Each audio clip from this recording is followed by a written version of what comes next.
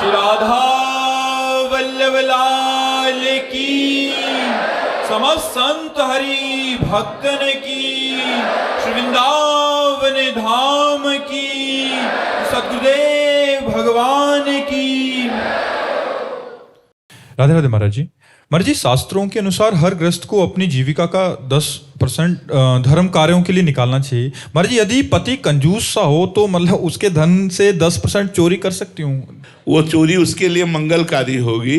अगर हम 100 रुपये में से 10 रुपया निकाल कर किसी गौशाला में दे देते हैं, किसी संत को भोजन दे देते हैं, किसी बीमार को औषधि दे देते हैं, तो इससे आपके पति का भी मंगल होगा और आपका तो मंगल होगा ही। आप सच्ची धर्म पत्नी हैं जो आप अपने पति का मंगल करने के लिए ऐसा सोच रही। इसे चोरी नहीं कहते, क्योंकि अर्धांगिनी हो तो पति की हर संपत्ति पर आपका अधिकार है।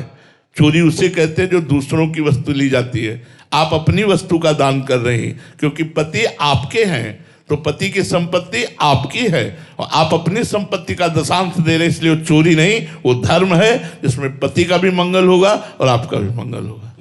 राघव यादव जी, मध्य प्रदेश से। राधे राधे महाराज जी। महाराज जी, आपके चरणों में कोटि कोटि प्रणाम। महाराज जी, वेद कहते हैं कि तत्त्वम असि, तुम वही हो। महाराज जी, ये समझ नहीं आ रहा कि मैं कौन हूं, और जब मैं वही हूं तो मैं क्यों किसी की खोज कर रहा हूं और भगवान मुझको दिखते क्यों नहीं जबकि वो मेरे अंदर हैं। इस गूढ़ रहस्य को कैसे समझूं महाराज? बारी मथे घृत होए बरु शिकता ते बरु तेल, बिनु हरि भजन न भवतरी या सिद्धांत अपेल। जब तक भजन नहीं करोगे तो पानी मथने से भले घी निकल आवे, बालू पेरने से भले तेल निकल आवे, ले शास्त्रों की बातें पढ़ने से, अटकल लगाने से आत्मस्वरूप का बोध नहीं होता, ब्रह्म साक्षात्कार नहीं होता। गुरु की शरण में जाकर उनके द्वारा बताई हुई साधना पद्धति से मन को असंग करते हुए जब निरंतर परमात्मा में लगाया जाता है तो किसी से पूछने की जरूरत नहीं पड़ती कि मैं कौन हूं। ब्रह्मविद ब्रह्मयु भवति, जो ब्रह्म को जान लेता है ब्रह्म स्वरूप हो जाता है। भजन करो तो भगवान जना देंगे। सोई जाने जिह देहु जनाई, और जानत तुम्हें तुम्हें हो जाई। तत्त्वमसि, तुम वही हो, ये अनुभव हो जाएगा। पहले साधना करो, बातों से थोड़ी हो जाएगा ये। एक किसान भी रोटी जब खाता है तो पूरे साल मेहनत करता है, खेत तैयार करता है, बीज सुरक्षित रखता है, बीज बोता है, फसल की रक्षा करता है, पानी लगाता है। जब फसल परिपक्व होती है फिर उसे काटता है, तब कहीं जाकर के खाने योग्य होता है। तो ऐसे ही साधु महात्मा अपना जीवन भगवान के चरणों में न्यौछावर किए हुए उसी तत्व के जानने के लिए तो पूरा जीवन अर्पित किए हैं। तो चाहे गृहस्थ में हो चाहे विरक्त में हो, साधना तो करनी ही पड़ेगी। यदि भगवत तत्व का बोध प्राप्त करना है या प्रेम, तो साधना में लगो। पहले किसी गुरु का वर्ण करो। अगर ज्ञान मार्ग में जाना है तो तत्व ज्ञानी गुरु का वर्ण करो, प्रेम मार्ग में जाना है तो किसी वैष्णव गुरु का वर्ण करो और उनके द्वारा बताई हुई पद्धति से चलो, तब शुद्ध ज्ञान होगा। ऐसे मनमानी थोड़ी हो जाएगा। अनासक्ति जी, कश्मीर से। राधे राधे महाराज जी। महाराज जी, ऐसा क्या करें कि जिससे भगवान श्री हरि रीझ जाएं और सामने से ये संसार माया रूपी पर्दा हट जाए? राधा राधा राधा राधा राधा, निरंतर नाम रटो, निरंतर नाम जप करो, फिर आप खुद देखेंगे आपकी स्थिति क्या है।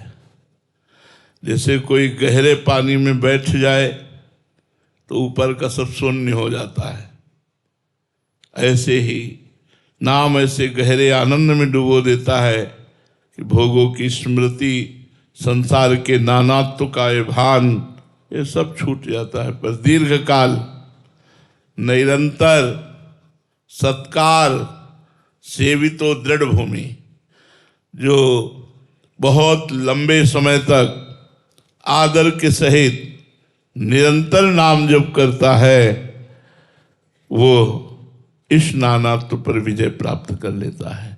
डट के भजन करो, सब मिल जाएगा। डट के भजन करो, सब ज्ञान हो जाएगा। भजन करना नहीं चाहते, ऐसे ही ज्ञान वाणी के ज्ञान से काल पर विजय प्राप्त नहीं कर सकते। जब तक तत्वबोध नहीं होगा, भजन नहीं करोगे, तब तक बात नहीं बनेगी। वाणी का ज्ञान तो बहुत उपदेश हो रहे हैं, पर उपदेश कुशल बहु तेरे। अगर नाम जप नहीं चल रहा, भगवत स्मृति नहीं चल रही, हम कुछ ज्ञान नहीं मानते, उसे कुछ ज्ञान नहीं मानते। सनकादि महापुरुष हैं, भगवान के अवतार हैं, फिर भी हर समय हरिशरणम हरिशरणम हरिशरणम जपते रहते हैं। यदि भगवान का नाम जप नहीं चल रहा, भगवत स्मृति नहीं, तो ज्ञान किस बात का हो? तो जोग कुजोग ज्ञान अज्ञानु, जहाँ नहीं राम प्रेम पर धानु। भगवान से प्रेम नहीं, तत्व से प्रेम नहीं, तो क्या है सब? फिर तो वाणी का विलास मात्र है। इसलिए खूब नाम जप करो। खुश आर्य जी, राधे राधे महाराज जी। महाराज जी, मैं साइंटिस्ट हूं और एक गगनयान मिशन से जुड़ा हूं।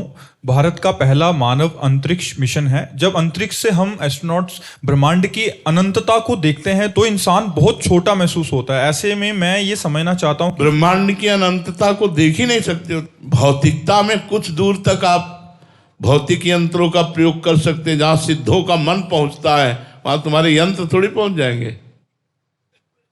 भेजो स्वर्गलोक, भेजो किसी विमान पे तो तुम ऐसे मिल जाए। भेजो स्वर्ग, भेजो। क्या है? विज्ञान भौतिक के अंतर्गत ही है। आज तक तुम्हारे विज्ञान ने मन का एक्सरा बना पाया हो तो हमें बताओ। केवल इस ढांचे का ही आप कर सकते हो। ये पांच भौतिक है, न मन का न बुद्धि का, कि ये मन, ऐसा मन, ऐसी बुद्धि, ऐसा चित्त, ये अहंकार, कहीं नहीं। सूक्ष्म की तरफ तो प्रवेश ही नहीं विज्ञान का। जहां से विज्ञान का अंत होता है, वहां से अध्यात्म प्रारंभ होता है। तो विज्ञान एक लौकिक धरा की बात है, कोई अलौकिक धरा की थोड़ी बात है। अलौकिक धरा की बात तो अध्यात्म है। बहुत एक सुलझे हुए आए हुए थे इसरो के ही मर्जी साइंटिस्ट। हाँ, तो उन्होंने कहा था कि आप भी एक साइंटिस्ट हैं और मैं भी एक साइंटिस्ट हूँ, लेकिन मेरी साइंस जहाँ से समाप्त होती है वहाँ से आपका विज्ञान प्रारंभ होता है। वो आप बहुत अच्छे थे, सुलझे हुए थे, बहुत अच्छे थे। तो विज्ञान केवल पांच भौतिक रचना तक ही, वो भी एक लिमिट, एक सीमा, इसके बाद नहीं। महाराज जी, आपका भाव है कि अंतरिक्ष की खोज और आंतरिक खोज, जो आत्मा की खोज है, हमें क्या एक ही सत्य तक पहुंचाती है? ये भी ब्रह्मांड उन्हीं का है। क्या बाहरी खोज कितनी कर सकते हो? बता तो रहे, किसी में पावर हो स्वर्ग जाके दिखाओ। में जाओ देवराज इंद्र से हाथ मिलाओ जाके, है तुम्हारी ताकत? देवराज इंद्र क्या कुछ नहीं, एक त्रिभुवन का राजा है, मिलो जाके। कोई यंत्र, कोई मंत्र, कोई तंत्र, कोई सामर्थ्य ऐसी, चलो। अरे भगवान की माया बहुत बड़ी। आप ब्रह्म स्तंभ पर्यंतम साहब, अंतर की खोज वाली बात, तुम बाहर की खोज से, बाहर से क्या मिल जाएगा? कि तुम्हारा राग मिट जाए, तुम्हारा काम मिट जाए, क्रोध मिट जाए, हिंसा मिट जाए, तुम्हारा वैर मनुष्यता मिट जाए, तुम्हारे अंदर मनुष्यता आ जाए, देवत्व आ जाए, शांति फैल जाए, सुख फैल जाए। यह है विज्ञान। ज्ञान विज्ञान वो है जो जीव को शांति प्रदान कर सके। श्रद्धावान लभते ज्ञानम तत्परा सहितेन्द्रिया ज्ञानम लब्धा पराम शांति मचिरेणाधिगच्छति। दुख सुख सहन करने की सामर्थ्य आ जाए, मनुष्य जीवन परमानंदमय हो जाए। किससे परमानंदमय होगा? किससे होगा? आप बताइए। हमें विज्ञान का जो लाभ है वो परमानंद की प्राप्ति थोड़ी है। इस शरीर का ही चीर फाड़, शरीर की औषधि, शरीर का देखरेख पंचभूत के अंतर्गत ही है। तो इसकी क्षमता और अध्यात्म की क्षमता एक कर दिया जाए, ऐसा नहीं हो सकता। महाराज जी, ये तो मतलब बहुत भिन्न बातें हो। बिल्कुल भिन्न बात है। एक मायाकृत बात है, एक मायातीत बात है। एक मायाकृत बात है, एक मायातीत बात है। क्योंकि महाराज जी, हम माया में रह रहे हैं तो इस बात को तो समझ जाएंगे, पर जो आप बात कह रहे हैं उसको समझने के लिए क्या करना पड़ेगा? आए ही तो है, समझने ही तो आए हो यार। अगर समझ न होती तो आते काहे को सुनने के लिए? समझ तो ठीक हो ही रही है। ऐसा, हम डॉक्टर हैं, तुम्हारे मानसिक ऑपरेशन के डॉक्टर हैं। शरीर के डॉक्टर आपको विज्ञान में मिलेंगे, और मानसिक ऑपरेशन विज्ञान नहीं कर सकता, ये अध्यात्म करता है, जो आपके मन को भोगों की धरा से उठाकर, संसार की धरा से उठाकर परमात्मा में लगा देता है। सैकड़ों ऐसे हैं जिन सुविधाओं के लिए आप परेशान हैं, उन सुविधाओं को छोड़ करके वो भजन में लगे हुए हैं, वो भजन में लगे हुए हैं। ऑपरेशन हो गया, स्वस्थ हो गए, स्वस्थ अपने स्वरूप में स्थित हो गए, भजन में लग गए। ऐसे कितने साधक हैं, कितने परिवार हैं जो 4 घंटे रिक्शे चलाते हैं, पूरे परिवार का खर्चा चलाते हैं और रात दिन भजन करते हैं। कितने ऐसे मतलब सैकड़ों की संख्या में मिलेंगे जो 2-4 घंटे नौकरी कर ली, पैसा मिल गया, किराए का व्यवस्था हो गई और रात दिन भजन में लगे हुए हैं। ये मन की शांति का विषय होना चाहिए, परमात्मा, ना कि भोग। तो विज्ञान केवल भौतिक तक है, आध्यात्मिक जो विज्ञान है वो शांति, सुख, राग द्वेष रहित कर पाएगा। कोई टेबलेट है जो राग द्वेष रहित कर दे? कोई ऐसी टेबलेट है जो हमारी बुद्धि को, हमारे मन को, चंचलता को रोककर परमात्मा बेहोश कर दोगे? उसे सुषुप्ति में पहुंचा दोगे, लेकिन उसे परमानंद में तो नहीं पहुंचाओगे। यहां टेबलेट है, जाकर नाम सुनत शुभ होई, मोरे गृह आवा प्रभु सोई, परमानंद पूरी मन राजा, कहा बुलाई बजावहु बाजा। दशरथ जी को सूचना मिली, पुत्र हुआ है। पुत्र जिसका नाम सुनते ही परम मंगल हो जाता है, वो भगवान मेरे यहाँ पुत्र रूप में परमानंद में डूब गए दशरथ जी। वही परमानंद भगवान यहाँ बैठे हैं, यहाँ हृदय में। भजन के बिना वो पर्दा नहीं हटता, इसलिए खूब भजन करो। वैज्ञानिक को प्रणाम है, ये आपका एक विषय है जिस विषय में बढ़ो, हमारे समाज को सुख पहुंचाओ, लेकिन आत्म सुख प्राप्ति के लिए आप भी भगवान का नाम जप करो, आप भी भगवान से जुड़ो। बिना भगवान से जुड़े आपका मंगल नहीं हो सकता। सिमरन कौर जी बिलासपुर से। राधे राधे महाराज जी।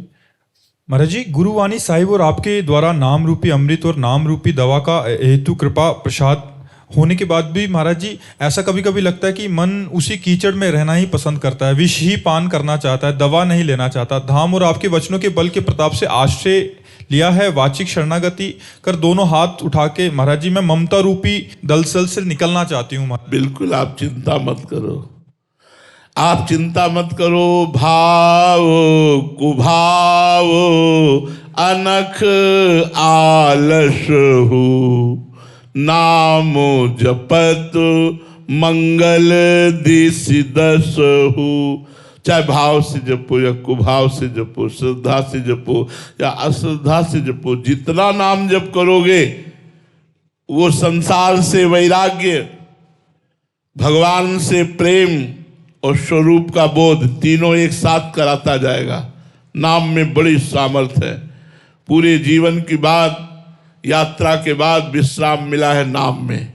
नाम ही जीवन है, नाम ही सर्वस्व है। नाम ब्रह्म राम ते नाम बढ़, भगवान से भी बढ़कर भगवान का नाम है। इसलिए नाम जप करो, ममता मल जल जाए, ममता रूपी मल भस्म हो जाएगा, काम क्रोध का वेग कम हो जाएगा धीरे धीरे। अंत में स्फुरणा भी खत्म हो जाएगी और भगवान की रूप माधुरी झलकने लगेगी, आप निहाल हो जाओगे। खूब नाम जप करो।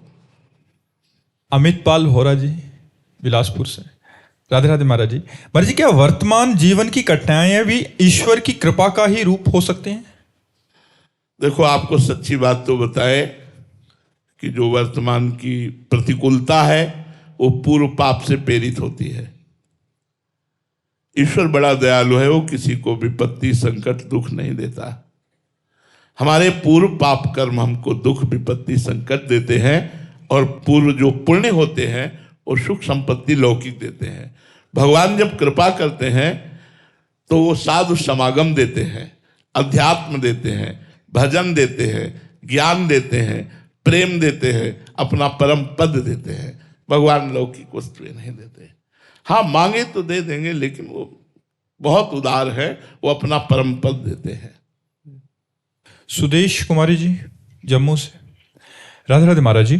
महाराज जी, नाम जप करना दुनिया का मेरे को सबसे कठिन काम लगता है। हाँ, इसीलिए नाम जप करना दुनिया का बहुत सही अनुभव किया। ये हम भी कहते हैं कि सब कुछ बातें बना लो, लेकिन 6 घंटा 8 घंटा लगातार एक नाम जप करना ये सबसे कठिन काम है। किसी एक नाम को कई घंटे लगातार आवृत्ति करना, राधा राधा राधा, मन अशांत हो जाएगा, मन जो है वो बैठने नहीं देगा। और अगर आप नाम जप कर ले गए तो जीत गए संसार। नानक नाम जहाज है, चढ़े से उतरे पार। नाम रूपी जहाज पर जो चढ़ गया वो बहुत समुद्र से पार हो गया। नाम नामी को अधीन कर लेता है। सुमिर पवन सुत पावन नामू, अपने बस करी राखे रामू। बस जबरदस्ती करो। जैसे लेबर है, उसको पता है कि 8 घंटे के 500 मिलते हैं, लेकिन 2 घंटे और कर लेंगे तो 100 रुपया मिल जाएगा, तो बेचारा थका होने पर भी करता है। हमको ऐसे लोभ जागृत हो जाए नाम का, मन लगे न लगे, श्रद्धा बने न बने, हमें कल्याण अपना करना है, मंगल करना है, तो मुझे नाम जप करना ही है। इसीलिए सबसे पहला नाम जप वैखरी से कहा गया है। वैखरी राधा राधा राधा राधा राधा, फिर उपांशु अंदर चल रहा है, ओंठों से पता चल रहा है कि आपको जप रहे हैं। फिर मानसिक, शांत बैठे, कोई जान ही नहीं सकता अंदर चल रहा है और नाम चल रहा है। फिर परमानंद का अनुभव होता है। मानसिक जप होने पर सर्व पाप नष्ट हो जाते हैं। आप लगे रहो, है तो कठिन काम, ये हम भी कहते हैं, सबसे कठिन काम है भजन करना, सबसे कठिन काम है। मंजू जी रोहतक से, राधे राधे महाराज जी। महाराज जी, क्या जन्म जन्म की कामनाएं एक जन्म की उपासना से नष्ट की जा सकती हैं? एक जन्म तो बहुत होता है, थोड़े समय में नष्ट की जा सकती है, लेकिन तन्मयता पूर्वक, एकाग्रता पूर्वक। जन्म जन्म की वासनाएं हैं रूई का पहाड़, भगवान का भजन एक दिया सलाई। क्या रूई के पहाड़ के लिए पहाड़ जैसी दिया सलाई चाहिए क्या? एक ही माचिस की एक ही तिली फेंक दी, पूरा पहाड़ का पहाड़ भस्म हो गया। ऐसे भगवान का नाम है दिया सलाई। और ये जितने जन्म जन्मांतरों के संस्कार हैं शुभ अशुभ, ये सब है रूई का पहाड़। नाम संकीर्तनम यस्य सर्व पाप प्रणाशनम, सर्व पाप नष्ट हो जाएंगे। लगे रहो, खूब डट के लगे रहो, नाम जप करते रहो, बिल्कुल नष्ट हो जाएंगे, बिल्कुल। और नष्ट हो या ना हो, तुम्हें भगवत प्राप्ति होगी, क्योंकि जिह्वा से नाम चल रहा है। पुत्र के बहाने नारायण बुलाया तो उसे भगवत प्राप्ति हो गई। जानबूझकर राम कृष्ण हरि नारायण बोल रहे, तुम्हें भगवत प्राप्ति नहीं होगी, पक्का हो जाएगी। खूब नाम जप करो, नाम जप जैसे बने तैसे करो, सबसे प्रार्थना है खूब नाम जप करो।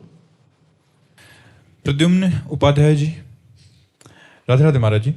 महाराज जी, मेरे भाव में आप हनुमान जी के स्वरूप हैं। आप हनुमान जी की तरह बुद्धिमानों में श्रेष्ठ, ज्ञान के सागर हनुमान जी की तरह ही मतलब सबको सुख प्रदान करने के लिए बैठे हैं। महाराज जी, मुझे ऐसा मंत्र मार्ग बताएं कि कठिन से कठिन समय में भी मेरा भरोसा डगमगाए नहीं और मैं सदैव शरणागत।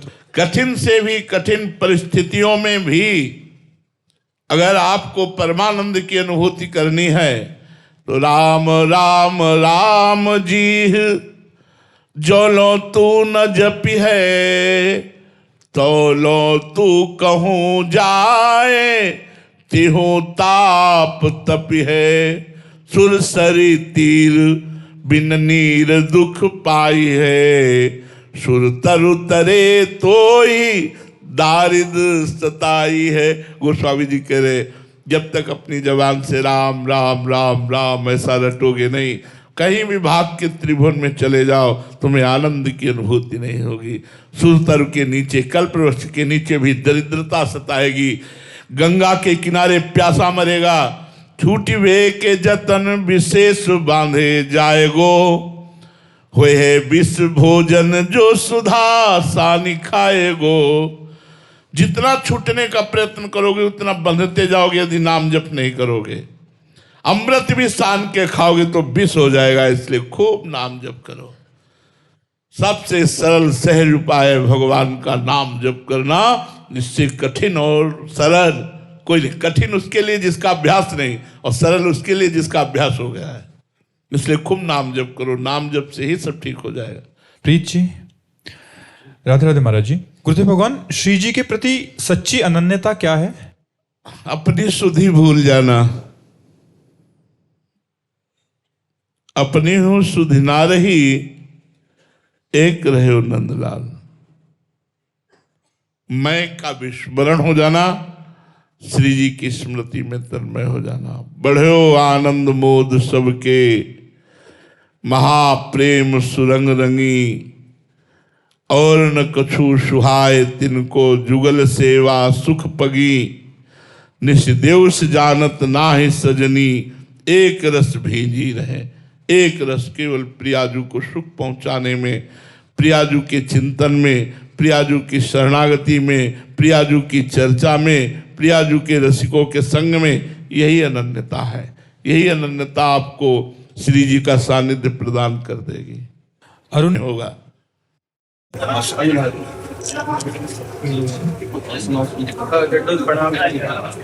अपने ऑफिस में आवा है।